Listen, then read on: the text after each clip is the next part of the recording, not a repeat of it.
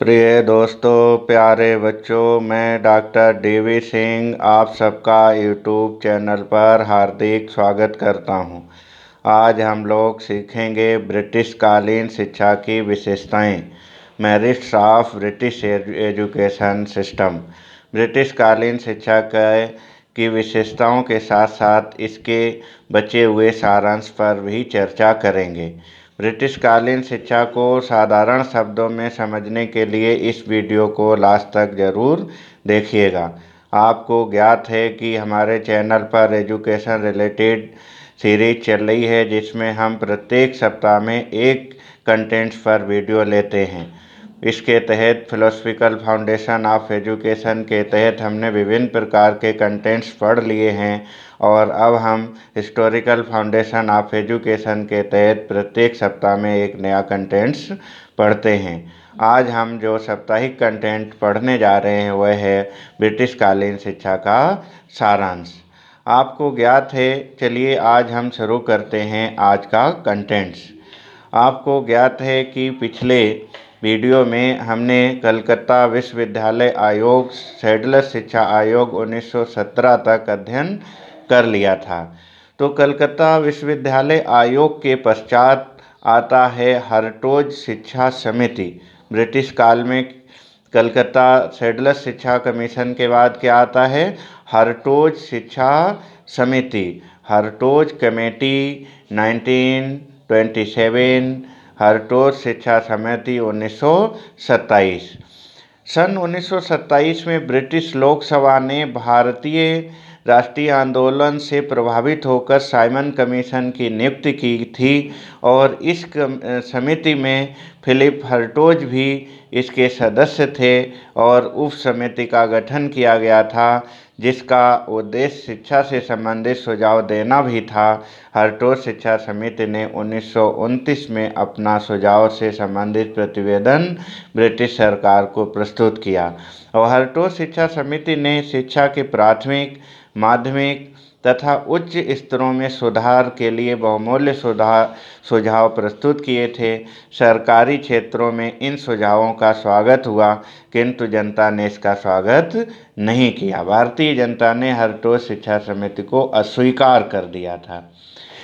हर्टोज शिक्षा समिति 1927 के बाद भारत में चार्ल्स वुड एवर्ड रिपोर्ट आई, जो 1937 में प्रकाशित हुई। चार्ल्स वुड एवर्ड रिपोर्ट, तो वुड एवर्ड रिपोर्ट 1937 बोलते हैं।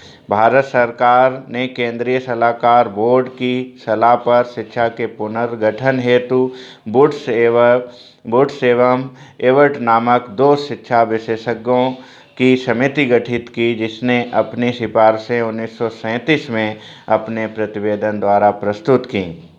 इसमें शिक्षक प्रशिक्षण और व्यावसायिक शिक्षा के प्रशिक्षण के लिए महाविद्यालय स्थापित करने का विशेष सुझाव दिया गया था। अब इसके पश्चात आता है ब्रिटिश कालीन शिक्षा के अंतर्गत एक महत्वपूर्ण मैग्ना कार्टा, जिसे वर्धा शिक्षा सम्मेलन कहते हैं, वर्धा शिक्षा योजना कहते हैं।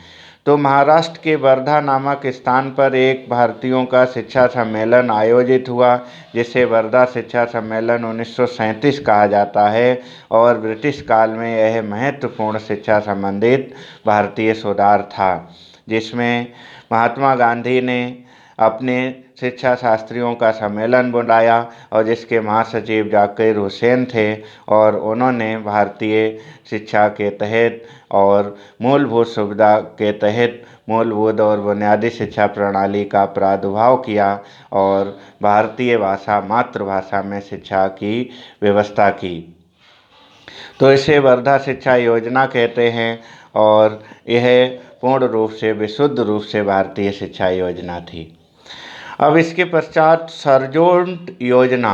सरजोंट शिक्षा संबंधी योजना प्रकाशित हुई और यह ब्रिटिश काल में द्वितीय विश्व युद्ध 1939 के पश्चात सरजोंट शिक्षा योजना भारत में आई और सर्वोदय शिक्षा योजना 1944 इसका नाम दिया गया, क्योंकि इसका प्रकाशन 1944 में 1944 में हुआ था, इसलिए इसे सर्वोदय शिक्षा योजना 1944 कहते हैं। तो सर्वोदय शिक्षा योजना के महत्वपूर्ण बिंदुओं पर चर्चा करते हैं। तो सर्वोदय शिक्षा योजना का महत्वपूर्ण बिंदु था कि पूर्व प्राथमिक या शिशु शिक्षा 3 से 6 वर्ष की होनी चाहिए। शिशु शिक्षा कितनी होना चाहिए? 3 से 6 वर्ष की होना चाहिए। दूसरा पॉइंट था 6 से 14 वर्ष के बच्चों के लिए निःशुल्क और अनिवार्य शिक्षा की व्यवस्था होनी चाहिए, जो गोखले शिक्षा योजना में भी ऐसा प्रावधान था। सर्वोदय शिक्षा योजना ने उसी बात को आगे बढ़ाया। अब नंबर 3, आधारभूत शिल्प के माध्यम से बुनियादी शिक्षा दी जानी चाहिए। शिक्षा का मातृभाषा में शिक्षा दी जानी चाहिए। अर्थात सर्वोदय शिक्षा योजना में भी वर्धा शिक्षा योजना की बात को स्वीकार किया गया कि भारत में मातृभाषा के द्वारा शिक्षा दी जानी चाहिए। सर्वोदय शिक्षा योजना का चौथा प्रावधान था कि 10 से 40 वर्ष तक के प्रौढ़ों के लिए भी शिक्षा की व्यवस्था होनी चाहिए, अर्थात प्रौढ़ शिक्षा की सिफारिश की गई। अगला 5वां पॉइंट था आवासीय शिक्षक प्रशिक्षण संस्थानों की निःशुल्क स्थापना की जानी चाहिए। शिक्षक प्रशिक्षण महाविद्यालय आवासीय होने चाहिए और प्रशिक्षण निःशुल्क दिया जाना चाहिए। छठा पॉइंट था अल्पकालिक और पूर्वकालिक व्यावसायिक शिक्षा संस्थानों की स्थापना की जानी चाहिए। और सर्वोदय शिक्षा योजना का 7वां पॉइंट था त्रिस्तरीय स्नातक पाठ्यक्रम शुरू किया जाना चाहिए। ग्रेजुएट पाठ्यक्रम कितने साल का होना चाहिए? 3 साल का। त्रिवर्षीय स्नातक पाठ्यक्रम शुरू किया जाना चाहिए। और सर्वोदय शिक्षा योजना का 8वां पॉइंट था विश्वविद्यालय अनुदान आयोग की स्थापना की जानी चाहिए। यूजीसी की स्थापना की जानी चाहिए। यूनिवर्सिटी ग्रांट कमीशन जो 1953 में गठित हुआ था और इसकी सिफारिश ब्रिटिश काल में ही हो गई थी। सर्वोदय शिक्षा योजना 1944 के द्वारा यूजीसी के गठन की सिफारिश की गई। अब हम ब्रिटिश कालीन शिक्षा के महत्वपूर्ण गुण यानी कि merits of British educational system, इस पर चर्चा करेंगे। तो इसका सबसे महत्वपूर्ण बिंदु थे कि वैज्ञानिक प्रगति का विकास हुआ, वैज्ञानिक सोच का विकास हुआ। ब्रिटिश कालीन शिक्षा में क्या हुआ? वैज्ञानिक सोच का विकास हुआ।